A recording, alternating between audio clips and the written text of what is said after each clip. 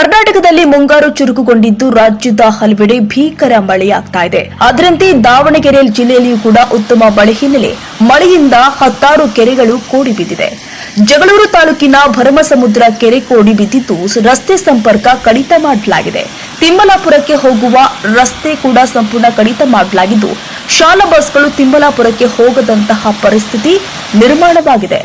ಕೋಡಿ ಬಿದ್ದ ನೀರಿಂದ ರಸ್ತೆ ಸಂಪೂರ್ಣ ಕೊಚ್ಚಿ ಹೋಗಿದ್ದು ನಿತ್ಯ ಮಕ್ಕಳು 4-5 ಕಿಲೋಮೀಟರ್ ನಡೆದುಕೊಂಡು ಶಾಲೆಗೆ ಹೋಗಬೇಕಾದ ಪರಿಸ್ಥಿತಿ ಎದುರಾಗಿದೆ.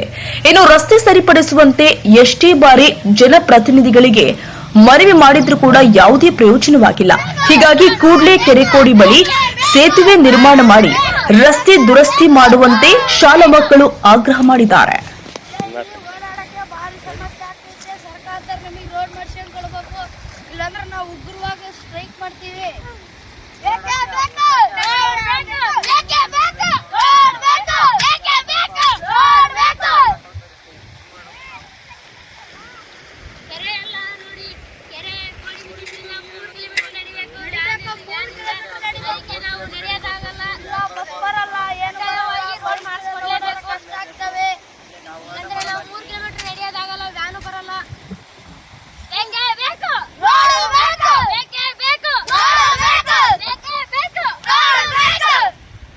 ಇದು ಯಾವ ಊರು ಗ್ರಾಮ ಇದು?